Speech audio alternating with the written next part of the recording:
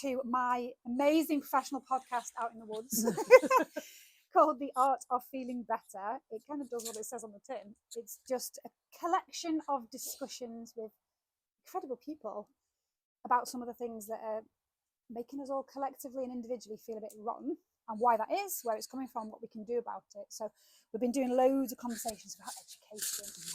Yeah. A tricky subject. We've just been working on our impact report. So we've got this big impact report that's coming out any time now. We're in October 2025 at the moment, so it's just about to come out. And we did our event in the summer. You were there, weren't you? Yes, you was brilliant. Like hostess with the mostess. And I wanted, in this report, I wanted to make sure we showed that it's 10 years worth of projects that we've done that led up to this event, right? And it was about when we started 10 years ago going out into our communities with all kinds of people, you know, elderly people, with veterans, with prison leavers, the homeless community, domestic violence victims, just lots of different kinds of people. The general things that we wound back to when we were looking at people's challenges and how things were showing up for them went back to their formative years, right? To the family situation and their education situation. So we recognised quite early on that early intervention was what we needed to do. We needed to go upstream and find out where we could actually have a bit more impact. And that's when we started to work with young people.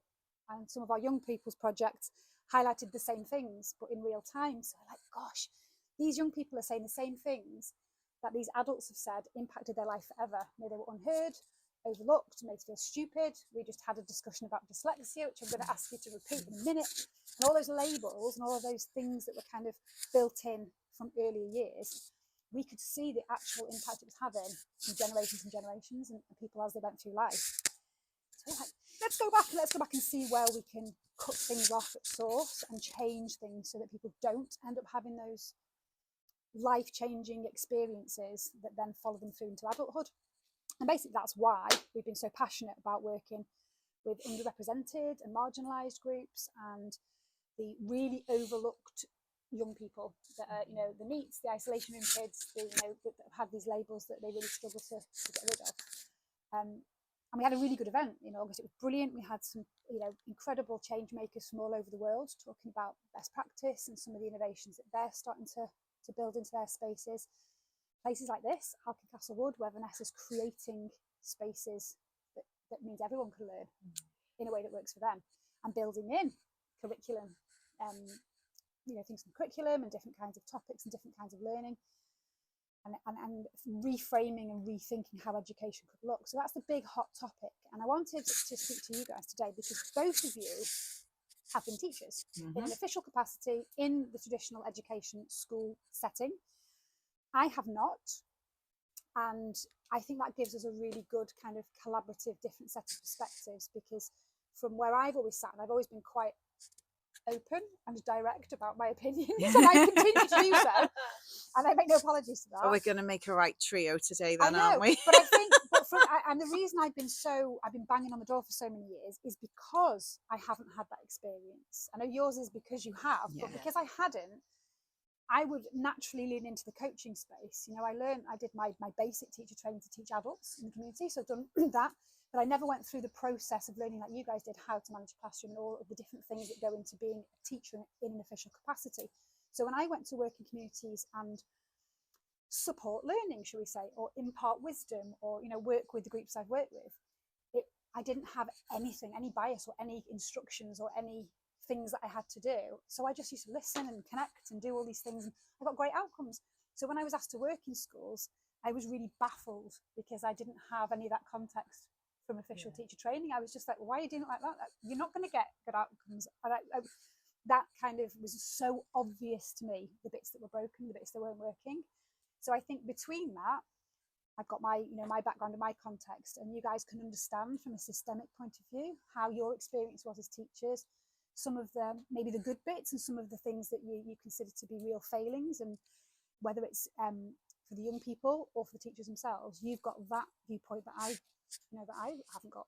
So with that in mind, I thought this would be a great opportunity to just think about some of the topics and talk about some of the things that came up in our event, which obviously, Jane, you weren't there, but you loved it. Angela, you were. But I think you'll find they're representative of everything that you already are aware of and have experienced from your perspective as a parent, as a teacher, and as a student when you were going through the school experience. I think it will reflect all of those things.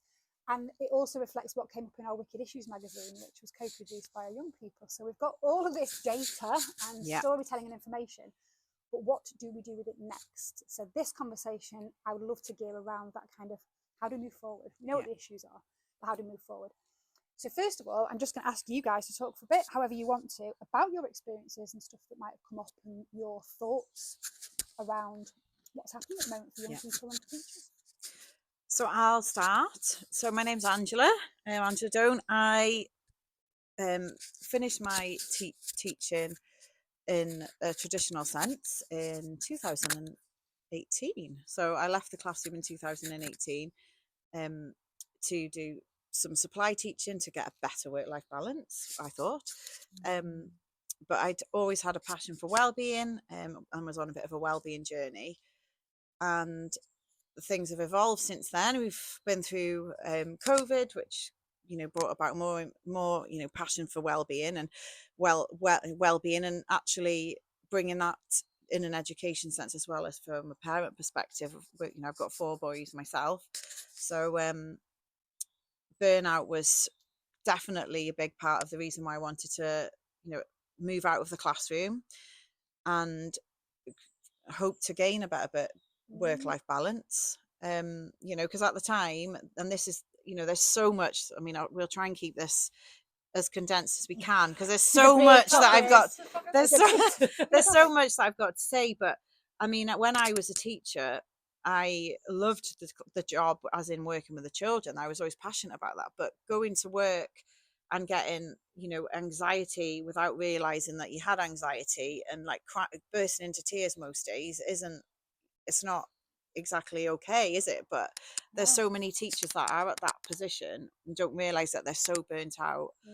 And that was back in 2018, and I didn't know about I didn't know about anxiety really then. I just kind of thought, oh, I'm just trying to juggle, I've got a lot going on. But even now I get a physical reaction to the route that I used to teach in. Every time I drive past the school that I used to teach at, my body will do a funny, I'll have a flip in my stomach. So physical response to a job, feeling that scrutiny and that pressure in the system. And I've worked with so many different head teachers, and the common denominator is not anything to do with the leadership, it is the system, in my opinion, because everyone is trying to do their best. So after leaving, I will let you have a chat in a minute, Jane. So I've gone kind of off on a tangent there, which tends to happen with my brain. But I left teaching. I did supply teaching, but I was passionate about wellbeing. So then I developed a program during lockdown to help my boys with their wellbeing. So they were nursery. One was a nursery, one was year 4, one was year 2, and then I had a 6-month-old. Fun and games. That sounds like a great balance. So I was like, I need to teach my children about these principles that have really helped me support me, but in a child-friendly way. So we did gratitude with yellow droplet. We won't go into this today, but you'll see the little droplets over there, and each one represents an aspect of well-being or helps with emotional regulation, confidence building, affirmations, and all the stuff that I was doing myself. I wanted to bring that to support my boys, and it started off like that. And then after COVID, I started bringing that to schools, and I started volunteering in school to test out what I'd created, because I was obviously just doing it with my boys. And then that evolved to go into other schools, and eventually I was in quite a lot of schools, and I was like, this is brilliant, this is what I was meant to be doing. I always wanted to deliver the growth mindset techniques beyond the classroom, because that's what I was passionate about for my personal practice. So I really thought that was a change maker, that was a deal breaker, and that everything was going to be great because I was going into school as a wellbeing leader rather than a teacher. And to start with, it was brilliant.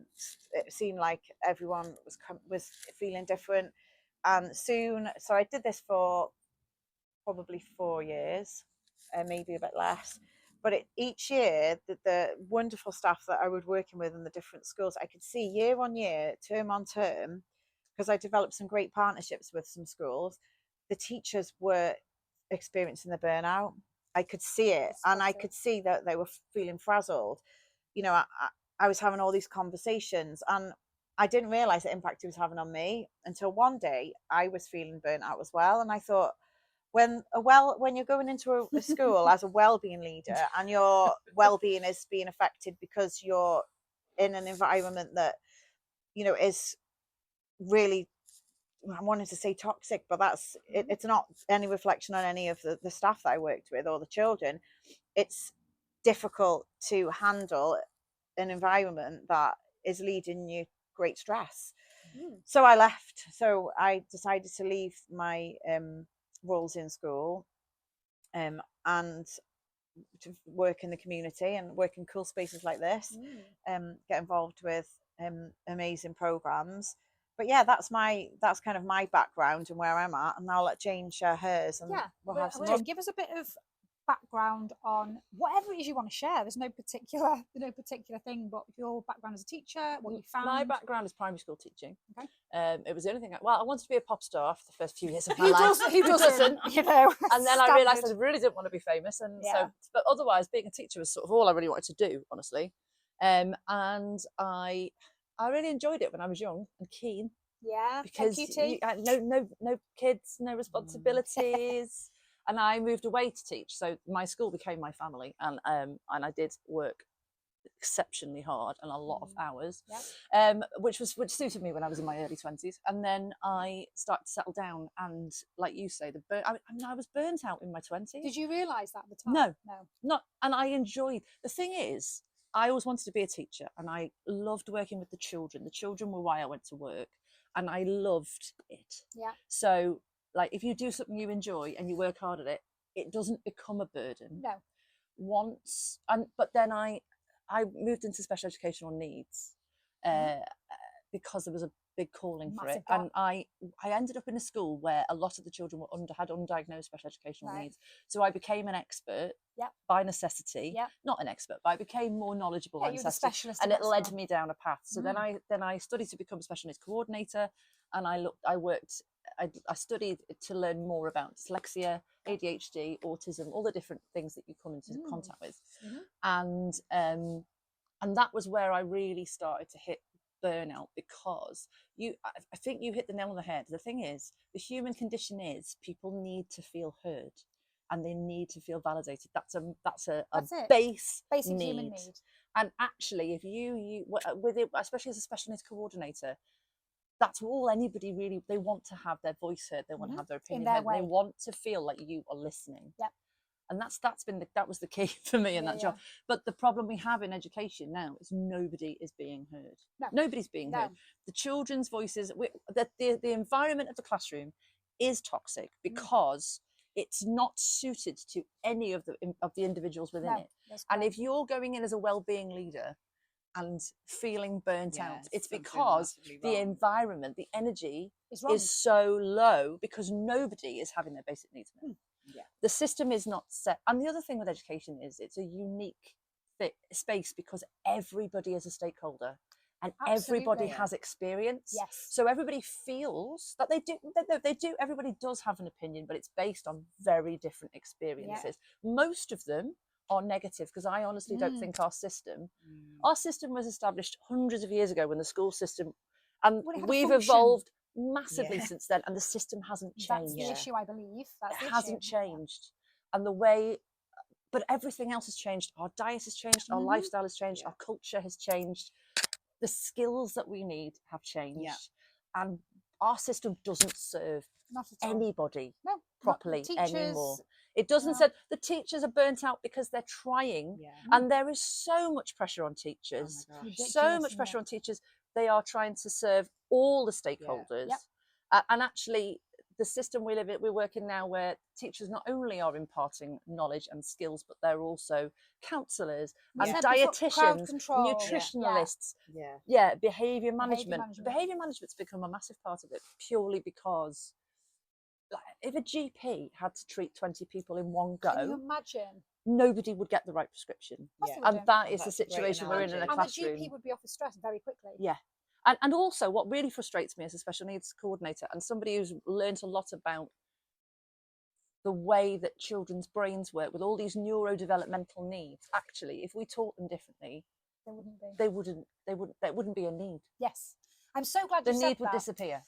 And we've said this a few times, haven't we, Ange? And I Yeah. think that's for me, that is the absolute distilled crux of the matter that we've been trying. All these projects have led towards that piece of knowledge. And there's two things, just with you talking then, that I think would be really good to kind of discuss. Is the first one is when I do these topics, and when we talk about the school system, and when I challenge the education system, and everything's broke, just watch your hand. Oh, sorry. Just because it'll block it. Challenging the education system, and I immediately know that I ruffle teachers' feathers, even though I'm not in any way talking about teachers. I'm including teachers in that harmful space. But there's this kind of deflection and defensive, like we're doing our best, and absolutely teachers are included in that group that's being harmed. I believe I'm talking about the system, the way it's set up, it doesn't work. And then the other like part, you said, everybody is a stakeholder in that system. 100%. So everybody is in the mix. And with their own filters and their own experiences and their own, which is why I want to teach the neuroscience of that. There's very specific parts of the brain. Once you understand how it works, how your filter works, you can literally train people to build in empathy and compassion, because then they understand, well, that's my viewpoint actually, that might not be theirs. Why aren't we teaching these kind of things so that people can open up different conversations? But I think if we can explore that, and if what comes out of the conversations we've had and the impact report, and whether we get this, where we want it to decision makers and to educational leads and government officials, that conversation has to be it, doesn't it? That conversation that we go round and round in circles about trying to reduce waiting time lists. Neurodevelopmental 6 years. We need to get it down so people can have that label quicker, so parents can have a certificate when there's nothing to help them anyway. My question is, take it away. What happens after that? Nothing, exactly. But this is what frustrates me. Again, I do think the medical analogies are really interesting. Yes. If you were diagnosed with diabetes and then had to wait 3 years for an insulin, or nobody would. That wouldn't happen. Once you have a medical diagnosis of something that you need, it's not withheld from you for any further time. But equally, if we lived in a world, I mean, it's a bad analogy, I don't know enough about diabetes, but if we lived in a world without sugar, diabetics would struggle less. Don't quote me on that. No, I agree. Do you see what I mean? It's an analogy. I think you're right. Yes, okay. So we live in a world now where there's all these needs, and not only are the children not being treated or not being able to access the resources they need for that need to not be a barrier. That's it. But the barrier. if we change the system, that need would not exist. Yes, and people would just be people, like you said before about different spaces and different places. We had a really good conversation about this, that it is always the environment, and if the environment changes, then it levels the playing ground, and people are just people, and you might want to do this and you might learn that way, and you might have, and everyone's just having experiences and everyone's learning and sharing together and supporting each other. There is no, that's your box, so you have to do that, that's your box, so you're actually like, I've always hated the whole Matt, more able and talented, you're more able and talented, off you go over there, and then you can, I'll see them in a few years time with addiction problems and people pleasing, trauma drive, and overperforming, overachieving, burnout, because those expectations on you being super smart and always achieving are there. And whereas you will have the stupid label because you actually aren't performing to our standards because you are dyslexic, that's your label. You have ADD or ADHD or PDA or one of the other acronyms that we've labelled you with. Therefore, you're a problem because you're not performing in our environment. If that environment wasn't there, none of that would be an issue, would it? There would this be. is exactly why we created Gold I Droplet. love it. Because Gold Droplet is all about being a superstar and diversity and inclusion, and this is what is wrong with a system that isn't fit for purpose, isn't it? Like we were just saying, strengths based. What's your superpower? It's everybody's has something to bring to the table. And even in another time when you know, I used to really suffer mentally in school was that when we were having book scrutiny and lesson observations, and like, I get that the monitoring needs to happen, but it's an environment where you feel like you're under a microscope, and that's just from the teachers. That's just from my perspective as a teacher, but you know, children feel that as well, don't they? If you know the way that you've only got to look at our system now. So in England, they have phonics tests in year 2. Terms tables tests in year 4, and SATs in year 2 and year 6. It's incredible, isn't it, when you think about it? And again, some of the conversations that we've had on other episodes are around what are we measuring, the metric. And if we're measuring a test, it's a test of memory. That's absolutely nothing to do with how we live our lives at all. It's a test of memory. What can you churn out in a high pressured environment? It's not testing whether you can apply these skills, whether you can critically think or problem solve or manage your own. It's not about emotional intelligence. It's not around relationships.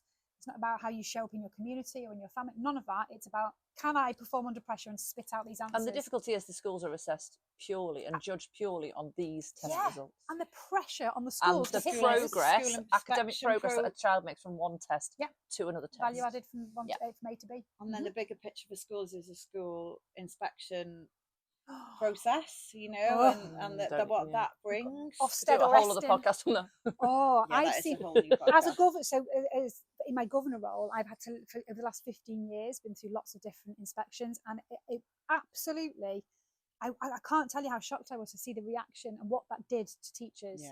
When you get it depends on the inspection team. It depends on the inspectors. I've seen some really, really great inspections, really supportive, and I've seen some absolute, and again, I don't care about calling this out, power hungry, really, really awful inspections that are not really helpful or useful, and you've seen several cases of suicides. And it's so unacceptable, isn't it? There's a reason why awful. The aftermath of inspection or the process of during inspection causes so detrimental to mental health of staff. I mean, I must have planned it well, but I had mat leave on the inspections in my school before I moved to post. So just if you are a teacher, you maybe plan it in when you think you might be. That's your only hope. That's your only hope. But my response to stress when I was a teacher is I had shingles twice when I was a teacher. Like that is. And you're trying to show up in a class of 30 little impressionable minds. In that state that you've been put in against your will, that you didn't go into teaching for this reason. No. It's just a whole shit show, isn't it? And I get I'd get recurring tonsillitis. Like my health has been so much better since leaving teaching. Me too. I haven't been a teacher for 3 years, and I haven't. My Facebook status every October, November is, full of flu, tonsillitis, cold, whatever. I haven't had anything really in the last 3 years. I mean, we're seeing more and more teachers, aren't we? And what we're doing now, we're seeing teachers at the moment who are currently just at the end of what they can take and jumping out. Same as parents pulling their kids out and looking at homeschooling, even though they don't really want to. They don't see an alternative. No. More teachers leaving. You're not the first wellbeing officer or professional that I know that has had to leave that post morally because their own wellbeing is so bad they can't show up in that particular role. But something has to change. We have so many of these conversations, don't we? But it's working out how what we're doing, isn't it? Yeah. What do you think? I'll ask each of you in turn. What do you think is the number one thing that would be the catalyst, the lever to pull? What? Because something is going to have to cascade down change. It's such a big monster, isn't it? You can't change these things overnight. We've been banging on this door for 10 years, and we're still having the same conversation. So clearly, change isn't happening fast enough. What might start it? What would be the thing that you would do if you could get a magic wand? Oh gosh, there's so many things that I'd like to do. And the big problem now as well is school budgets are being slashed. So when people are already, at such a low point, funding's being cut. When things, if anything, more funding needs to be put in for the well-being of staff and pupils. I think the biggest thing is that like Jane said before, is that the system is not designed for the society that we live in now. And if a child, children are often given labels because they're the naughty kid, or they're the kid, that's the kid that doesn't listen. But if you're if you find concentration difficult, maybe your brain's a little bit neurospicy, or you haven't got a diagnosis, or you've come to school and your basic needs haven't been met, you're not going to sit on the carpet or sit at your desk and listen. And when you're getting, you know, points for like praise points, house points, different things, because you're conforming, like how's that going to make you feel if you're not conforming, when maybe you've just woke up and you've had an awful day? Like, I think, I don't know how we change that, but I think it's being more mindful that, you know, that our basic needs are being met and that we're okay, because we can't ever do anything well if we're not okay. I think everything in education, everybody has lost sight of what it's for. Yes. Inspections should be for ensuring that, I mean, nobody's going to do everything perfectly. No, and most, some of the schools I know of in Wales now are very, because they know they're doing a good job, are open to people coming in and saying, right, what about this now? That's great. This is School, great. Our school is like that. What can you help us with? Reflective practice. And that's what it should be. Sharing, not and the gatekeeping, amount is it? of You know, paperwork and forms that you have to fill in school now. We've lost sight of what that is for. Why is it? What? Yeah, I agree. So it's bringing it back to. And ultimately, what is school for? It's not a babysitting service. Some people think it's just a babysitting service. That's because, again, the time, like, we expect our parents to work 9 to 5, 50, well, was it 47 weeks a year? Yeah. And schools are open 9 till 3, 33 weeks, 37 weeks a year. Yeah. So that's why that doesn't work. My opinion is that school should be a safe space for people to learn how to learn, how they learn. And that's including teachers, coaching across the board, youth work approaches. Let's explore, and then when you get older, you start to find your feet in whatever strengths-based area you move into, and you're supported through that. And then you start to learn the nitty-gritty and the nuts and bolts. Maybe you want to be a pop star when you do that. Maybe you want to be an engineer, maybe you want to be a car mechanic, maybe you want to be a chef, maybe you want to be a teacher. And that's when you will then have the mentorship and the skills attached to that.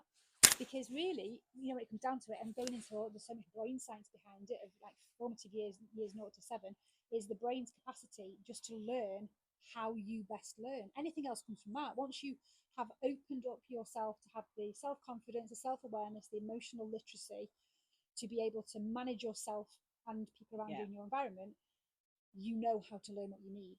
We haven't got any of that in schools. We're just taught, like, one of the quotes that came out on our impact report is attendance awards. Attendance awards are awarding masking pain. We're actually awarding how much can you mask pain and show up when you don't want to.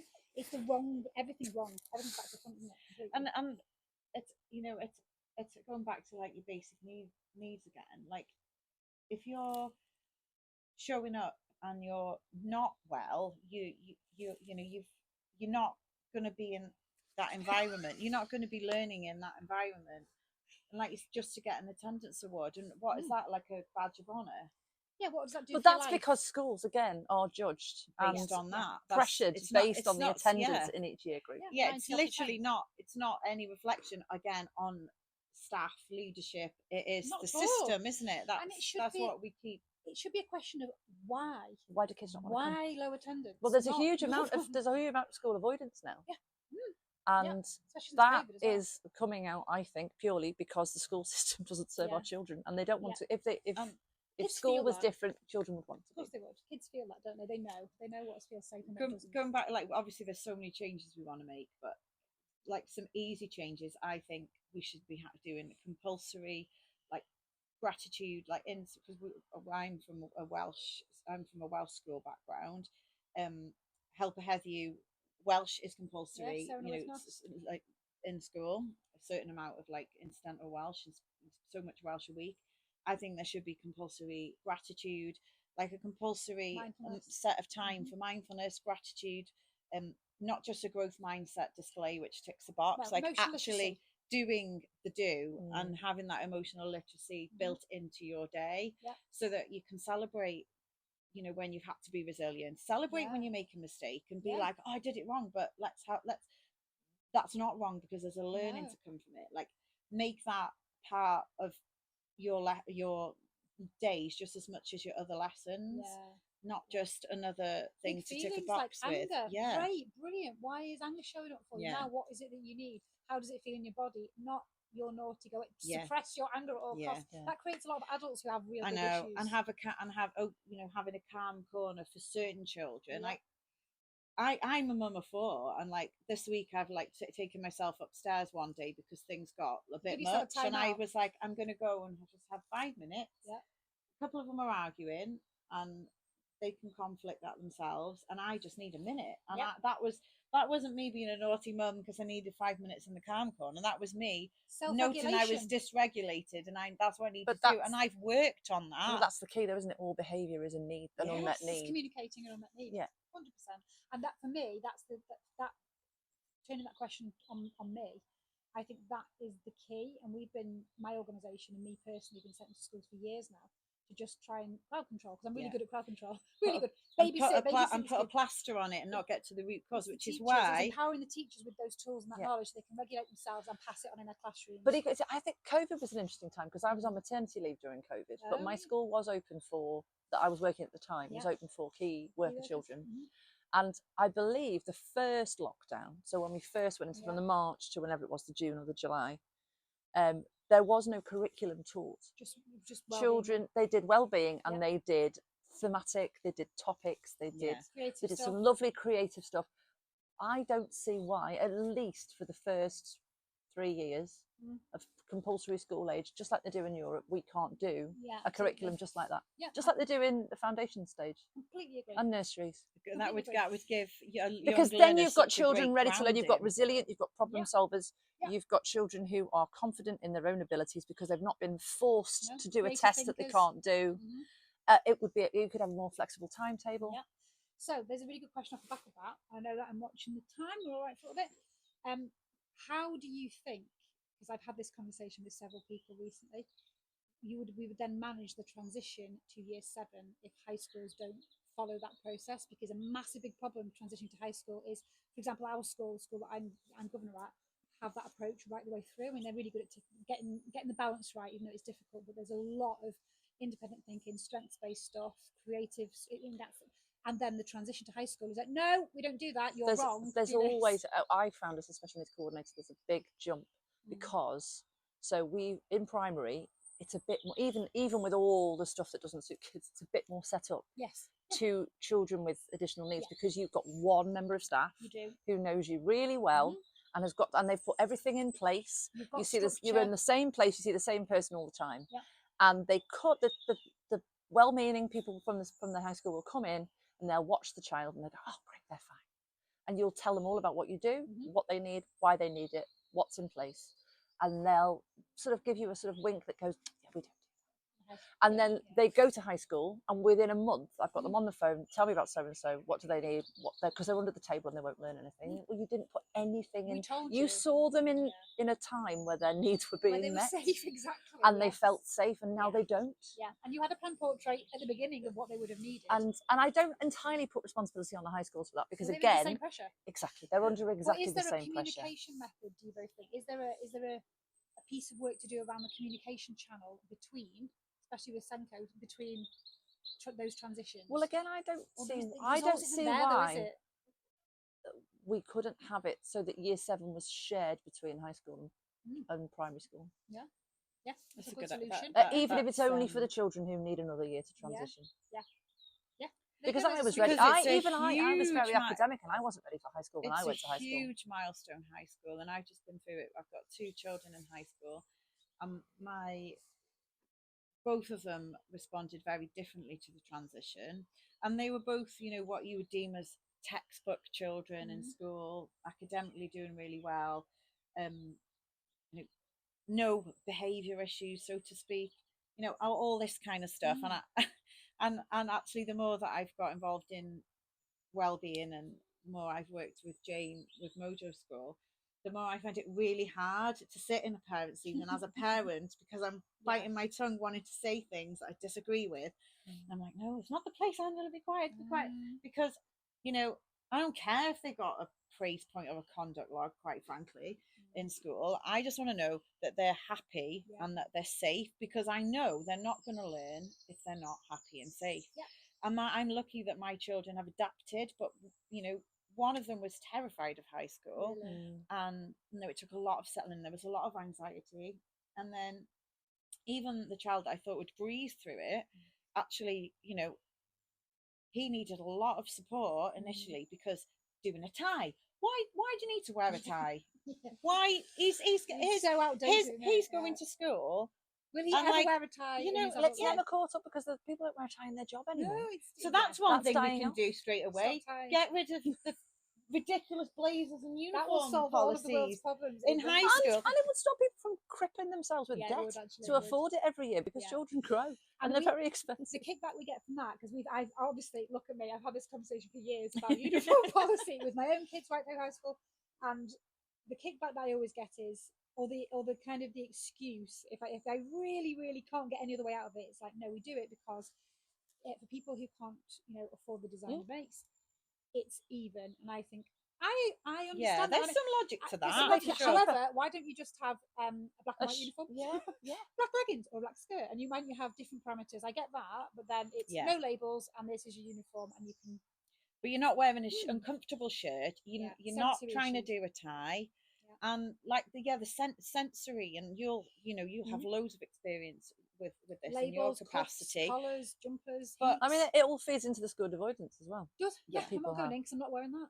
And one of my high schoolers literally wore shorts all through primary, never wore trousers. So for him to transition to having to wear trousers, that was a big barrier. I mean, he went into school, and thankfully he's settled now. But it's designed, common sense. It's designed to, again, trigger warning, inflammatory trigger warning, is designed to get you to get used to doing as you're told and conforming in jobs. And it's it's designed to have somebody bigger, smarter, and more powerful than you standing up while you're sat down in rows doing as you're told. That's what it was designed for. That's not the way things are anymore. And the most successful leaders and the best workplaces have a very different style. They have distributed leadership, coaching skills. You have spaces where people are celebrated for diversity. Inclusion is a big topic. People, differences are embraced, and people's creative expression is embraced. So I think there's so much harm from having this potentially primary school space where, even though it's broken, it's slightly better, and there's a lot more learning through imagination, it's more nurturing. So you have that, and those that really need that get it. Then there's a period of time where it's like, no, none of that. And that's the time where they're learning about themselves a lot, and they're trying to move through this. And they're going through puberty, which is hard, isn't it? Their brains haven't developed enough yet to manage language, logic, reasoning that we do as adults. So they've got all that, which teachers aren't aware of. And then they go into a world that is actually going back to basics of let's explore, let's get creative. And what's happened in the middle? The other problem with high school is it doesn't factor in at all the amount of sleep that teenagers need and the way their body clock works. Yeah, absolutely. Yeah. So I think the answer to your question, from my point of view, is environment. The environment needs to change from birth to 25. From because the new code is 0 to 25, isn't it? From 0 to 25, the environment needs to be different, and then I think everything would follow. And that builds into a lot of work that is in one of the amazing courses that you've created. On the Wherry School. Segue. I will pay you later. Isn't it the Wherry School? So Rachel Quick, if you do watch this, Rachel Quick from the Wherry School and Imogen doing amazing pieces of work in Norwich, designing their school from the ground up specifically for children with additional needs. And it's a school, it's a brilliant school, but everything is thought out so carefully, so the environment is set up beautifully for those transitions, whether it's an hour by hour transition, daily, or it's incredible. And there's a whole podcast episode on there, so you can have a listen to how Rachel designed that and how it kind of works now. And they're doing brilliant innovation pieces of work. But that's part of, and this is my bit to bring to the table, I guess, and the reason we did our Changemakers Summit in summer. And off the back of it, what we've kind of created, because I mean, if you've been watching this podcast so far, you will know. Well done if you stay tuned. No, I mean the whole thing, all years worth. It's you'll understand the Mojo School has been developed for individuals to have that self-development journey, so you can unpick and work through in a very person-centered way all of your stuff. But we've recognised really sort of early on this year, I guess, that schools in particular, if we're talking about the education system, are so burnt out, so budget depleted, and aware that everything's broken and they have no way to fix it. So everyone's just like holding space that people still want me to go in or our team to go in and just crowd control, babysit, put a little sticking plaster over. And I made a decision not to do that. So we've had to develop this specific course off the back of feedback, which is all designed for, it's like a done for you toolkit for educators. So there's a whole 9-module toolkit, which covers a lot of the stuff we've been talking about today. It's that everything's kind of there, resources for you to put in the classroom, every ages, primary to secondary. There's things on design thinking lab, there's things on clean language. There's lots of really cool templates and ideas of how to redesign your classroom with what you have. While we're waiting for the system to change, there has to be some things that we can input now. So, and I would say on behalf of there are some really cracking teachers out I there. I was actually going to do a little give thank you so to all much the teachers of their as own well. time and their own ideas to making a broken system work for a lot of children still, against all the odds. And they are not celebrated enough because there's so much pressure. All the press that teachers get is always negative. And obviously leadership teams and teaching assistants, because now I think the burnout teaching is assistants going on, it's filtering down, to the teaching assistants as well. It's the whole school team, isn't it, of experience, and even down to dinner time supervisors who have to deal with, like, it's the whole system and everyone involved in it. And we do salute everybody that's still in it. And this is why we've created what we've created, because we know it's not, we know all these, we're doing like when James said, what was the first thing you'd like to do? I feel like I'm doing that wish list you used to get when you're in school and you're like, we wish this for your classroom. You're like, I want this, I want this set. And how many pens have we got? Because there's a lot that needs to change, and it's like, it's not going to happen overnight. No. But this is why, in the meantime, with the impact report, the work that's led up to now, and the things that we've been creating, you know, it's something to stop more professionals having to leave because of burnout is so severe that it's impacting every aspect of their life. Like you say, because they are crucial now. When I was at school, TAs would read books and wash pen pots, paint pots, and now they are teachers. And often they are the teachers of the children who have the most need, and they get the least training. And there's some amazing teaching assistants out there. Underpaid, 100%. I completely agree. And I think it is so important to reinforce that, because sometimes when we put content out, and I've been talking about education, it's such a focal point at the moment, some teachers might feel a bit of resistance to what we're trying to say. And I've heard a few times that we can't do right for wrong, like we're trying to challenge their methods or what they do. It's so far from that. What we want to do is have a top-down approach and a bottom-up approach at the same time. So if we can put our collective wisdom and our tools in a space that's done for you, no additional training, no messing around, no massive budget requirements, so you can just start putting things into your classroom now, whilst we get all of this information to say, well, it's not okay, it does need to change, you can't just paper over the cracks. We're giving baseline, frontline tools for now to keep people going, but the top down is what we're focusing on, getting to the people that can pull the levers and make the systemic changes. And actually the environment is exactly, we've said this and you just hit the nail on the head, the environment, you can't change that as teachers, as head teachers, as NQTs, as TAs, as you can't change that. But some people out there have the ability to change that. They're just not connected in, and they have no relatable experience. They've never been a teacher. Never been a teacher. Never went to education. So you are who we want to speak to. That's the people we want to speak to, because we can bring you the voices of the educators, the teachers, the parents, the staff, the students. Oh, we've got so much data for this to share with you. And we can tell you how to implement those changes with the data to show how we've done it and how other innovators have done it. So this is what we need to do, is have the conversations with the right people, but at the same time recognizing that in real time you need support. So we've got resources. It's like Frontline, send you over with some resources, but we have to kind of fix the biggest problems. So you can concentrate on the most important children, things. The students, because they are often, they come at the bottom now. And as a governor, not for teachers, but because there's so much that you have to do. It's not possible to prioritise. No, not always, and it should be. And what you learn as a governor, we're all governors, correct? You learn. So what about the children? And the only question I was ever taught to ask, no matter what I was scrutinising or looking at or supporting, is what impact does it make on the children? So I always bring that hat to everything I do. And that's why I get confused, because when I see what's going on in schools, I'm like, why are we not asking that question? Because the answer is very obvious. The impact on children is negative. So why is it still happening? But it's a big beast. big beast to tame, isn't it? So thank you. I think we could have a 12-part just from this. There's so many really parts. Really good.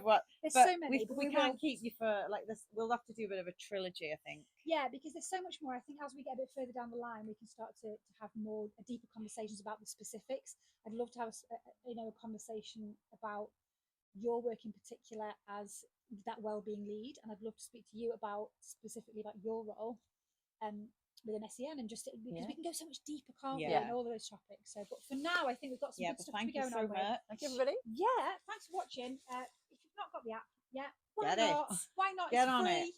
Get it, and you'll at least be able to get some quick, instant support free before you even think about doing anything else. There's some free stuff on there that will help you and just resource you in the meantime. Got a really nice community space. All these podcast episodes you can find on your phone, a few resources and links into some of the people that I've been talking to who are doing great things. And then if you decide you want even more, we've got so much. We've got and I've got some parent resources on there with my droplets as well. So it's not just for us as adults or teachers or leaders. There's stuff for everybody on there to help you. Yep, parents, community leaders, business owners. We've got a whole workplace wellbeing piece that's coming out. So yeah, just get on it. If you're human and you feel like there's a gap somewhere and that you need a bit of support, grab the app and yeah, it's on there. Thanks, guys. Thanks, everyone. Thank you. Bye-bye.